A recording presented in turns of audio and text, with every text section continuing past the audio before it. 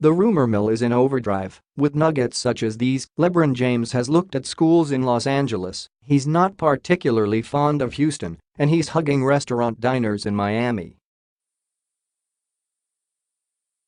A free agency is back. It technically starts Sunday at 12:01 a.m. EDT in the East, 9:01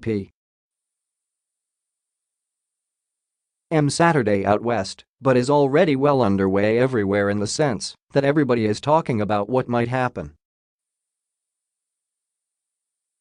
James is once again the biggest domino that will fall. He may opt out of his contract, but that doesn't mean he'll leave Cleveland, and he may opt in for nearly $36 million next season, but that doesn't mean he's certain to be staying either. Boston guard Kyrie Irving has a word for these days, pre-agency. That's actually a title to describe what's going on now, Irving said.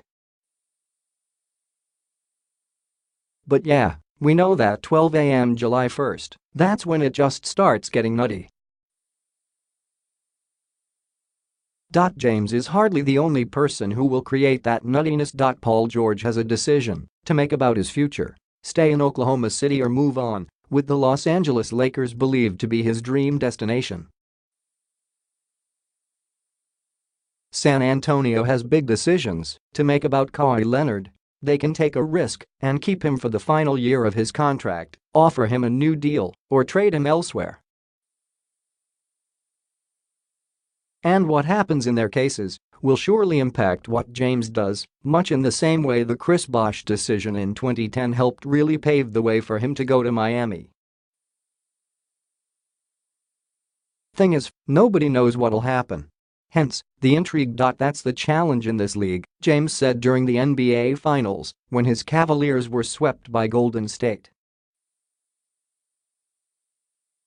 I think every GM and every president and every coaching staff is trying to figure out how they can make up the right matchups to compete for a championship and win a championship. The Los Angeles Lakers will have about $61 million in cap space.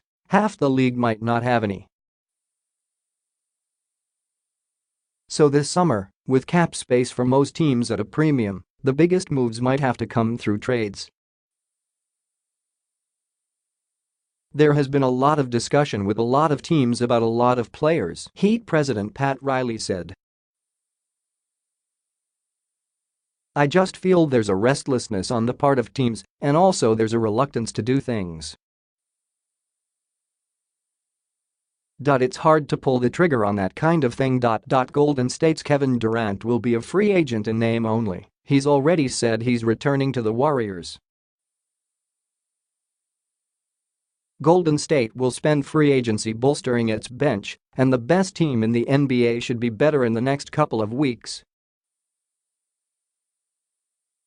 All that's left to decide there is what terms Durant wants. Whatever he wants, Golden State general manager Bob Myers said.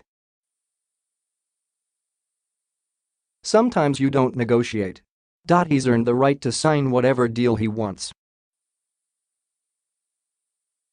I just want him to sign a deal. I want him to be happy and want him to know that we want him as long as he wants to be here. He's earned that, to kind of lay out the terms. Philadelphia isn't tampering, but isn't being shy. Both coach Brett Brown and newly minted Rookie of the Year Ben Simmons have come out this offseason and said how much a great veteran will help their team. Maybe that is a free agent, a big free agent who we can lean on and learn from, Simmons said. He didn't say LeBron, but sure sounds like James. Houston will look to add James as well in an effort to find the formula that will supplant the Warriors. The Rockets nearly ousted Golden State in the Western Conference Finals, wasting double-digit leads in both Game 6 and Game 7 of that series, all while Chris Paul, who seems likely to stay in Houston but could choose to leave, was sidelined with a bad hamstring. But Rockets star James Harden, the NBA's MVP, didn't sound like he would be clamoring for James to come to Houston. I don't think there is a piece that we need to bring in or take away, Harden said. "We're great with what we have. Miami is the place where James left Cleveland for once before, and it's clear that he still enjoys South Florida. And the rumors about him and the Lakers have swirled for some time, though Lakers president Magic Johnson, perhaps offering a word of caution, said the rebuild of his team will take 2 summers. "We don't know what people are going to decide to do, and we can't control that," Johnson said. "So if guys decide not to come here, it's not a failure. We turn to next summer. Next summer, if nobody comes and I'm still sitting here like this, then it's a failure." James isn't looking to fail. But until he decides where he can win, everyone waits.